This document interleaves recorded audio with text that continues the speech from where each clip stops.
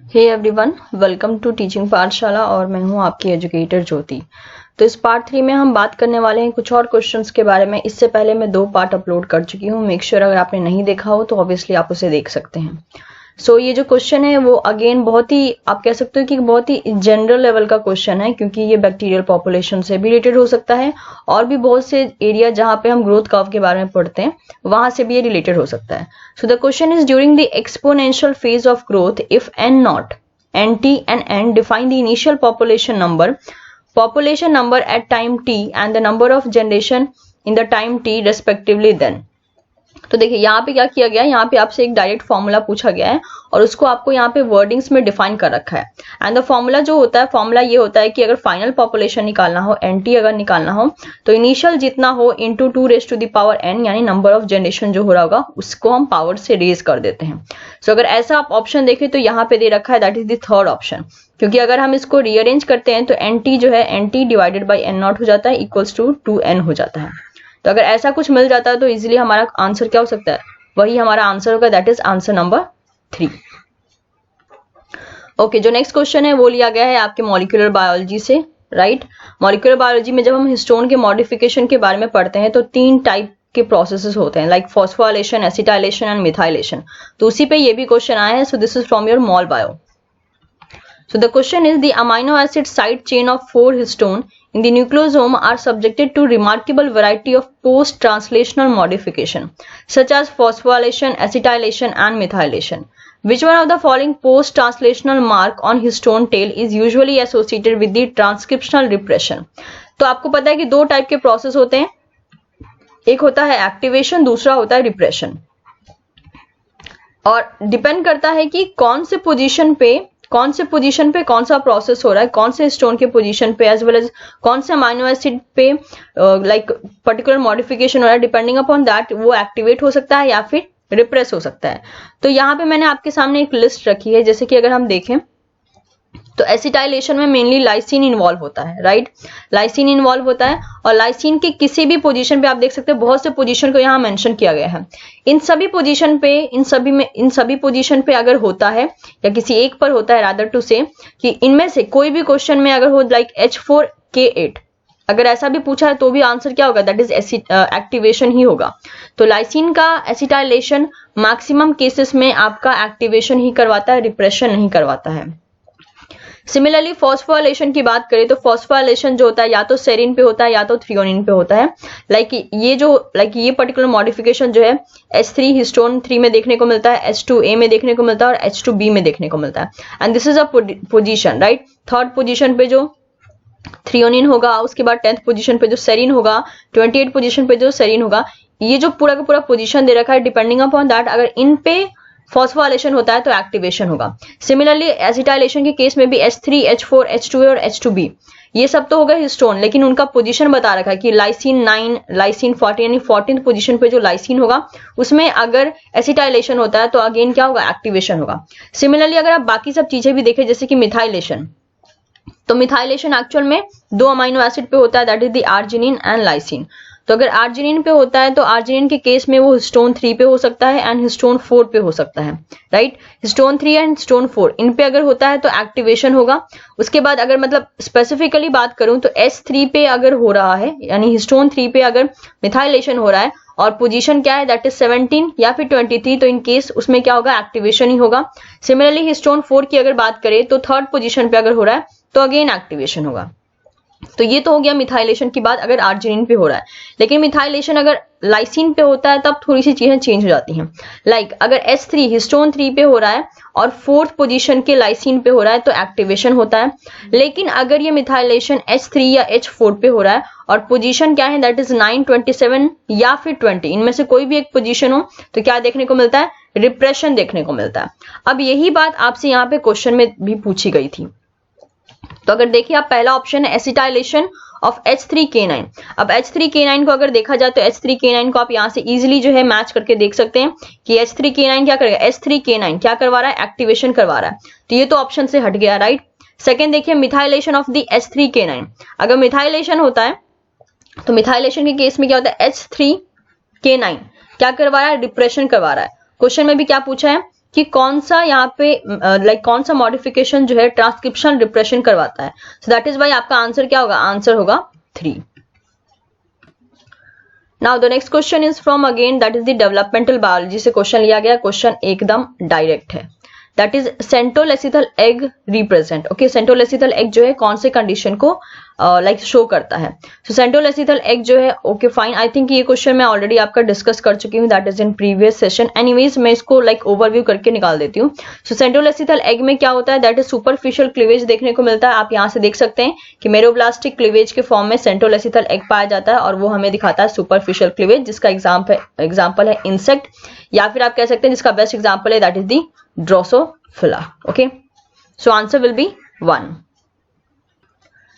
Okay, अगला question जो है अगेन ये आप कह सकते हो कि इकोलॉजी से लिया गया है। इकोलॉजी भी आप इसे कह सकते हो या फिर आप कह सकते हो इसे इवोल्यूशन बिहेवियर। ठीक है, क्वेश्चन में क्या बोला है, an interaction where the actor and the recipient both suffer a cost is refer to as. तो एक ऐसा रिलेशन बताना है, एक ऑर्गेनिज्म का ऐसा बिहेवियर बताना है जिसमें कि परफॉर्मर, ओके, परफॉर्मर जो परफॉर्म कर रहा है एक्ट वो भी, और रिसीवर दोनों को ही किसी टाइप का लॉस जो है वो फेस करना पड़ता है। ऑप्शन में क्या दिया गया है, altruism, cooperation, mutualism and spite. Altruism में क्या होता है, परफॉर्मर को कॉस्ट पे करना पड़ता है, मतलब परफॉर्मर को लॉस हो रहा होता है, एंड रिसीवर को बेनिफिट हो रहा होता है।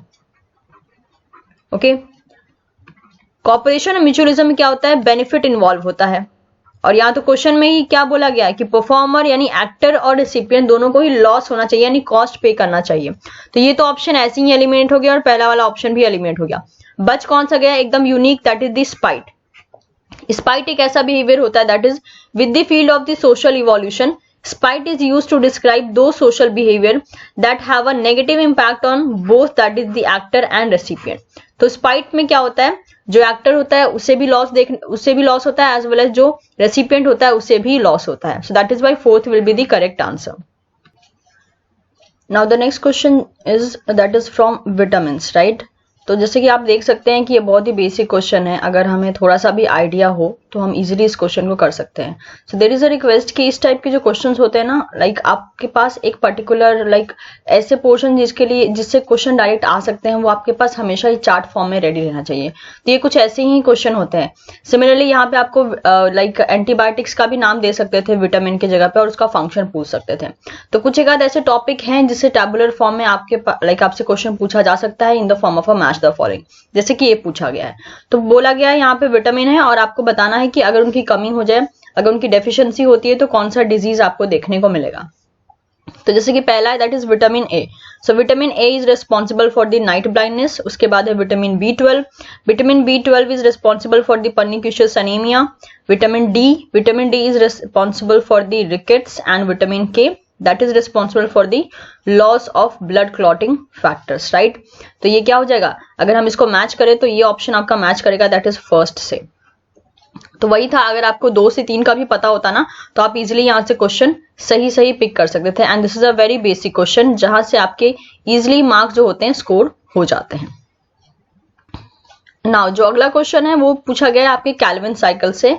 और अगर आप मेरे सारे वीडियोस देखते तो आपको पता होगा कि एग्जाम के जस्ट पहले, आई थिंक 2 वीक पहले ही मैंने कैल्विन साइकिल पे कुछ क्विक रिवीजन फॉर्म में कुछ नोट्स आपको प्रोवाइड किए थे, that is mainly in the form of a videos. Okay, तो वहां पे मैंने आपको कलरफुल डायग्राम के फॉर्मेट में सारा का सारा बेसिक कंसेप्ट जो है गेन करवाने की कोशिश की थी।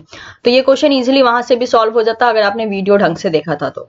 सो which one of the following reaction take place during the reduction phase of Calvin Benson cycle. आपसे पूछा है यहाँ पे जो 4 ऑप्शन दिए गए हैं उनमें से कौन सा रिएक्शन देखने को मिलता है ड्यूरिंग द रिडक्शन फेज। और अगर आपको मैं साइकिल दिखाऊं तो आप देख सकते हैं यहाँ पे कि रिडक्शन फेज यहाँ होता है, राइट। रिडक्शन फेज में मेनली क्या देखने को मिल रहा है कि 1,3 डाइफॉस्फोग्लिसरेट या फिर हम इसे बोल सकते हैं 1,3 बिस फॉस्फोग्लिसरेट जो है वो चेंज होता है फॉस्फोग्लिसरल्डिहाइड में, एज वेल एज 1 PgAl को रिमूव करता है, दैट इज ग्लिसरल्डिहाइड 3 फॉस्फेट को रिमूव करता है। तो ये पूछा गया है कि रिडक्शन में क्या देखने को मिलता है, कौन सा रिएक्शन देखने को मिलता है। तो यही दोनों रिएक्शन यहाँ पे देखने को मिलता है। तो what we have to do, हमें यही ऑप्शन यहाँ से खोजना है। तो अगर आप ऑप्शन देखें तो पहला है रेब्यूलोज 1,5 बिस फॉस्फेट टू 3 फॉस्फोग्लिसरेट, ये गलत ऑप्शन हो गया। सेकेंड है 1,3 bis phosphoglycerate to glyceraldehyde 3 phosphate, exactly जबकि ये जो ग्लिसरॉल्डिहाइड 3-फॉस्फेट होता है वो लाइक आप बोल सकते हो कि उस पाथवे में निकल जाता है बाहर, और जो रिएक्शन प्रोसीड होता है वो 1,3-बिस-फॉस्फोग्लिसरेट से ही होता है, राइट। अब देख सकते हैं यहाँ पे यही जो पर्टिकुलर रिएक्शन है इसी को यहाँ पे फोकस करने की कोशिश की गई है, इतने रिएक्शन को यहाँ पे फोकस करने की कोशिश की गई है। सो इसलिए जो आंसर हो जाएगा आपका वो कौन सा हो जाएगा, वो होगा आंसर 2।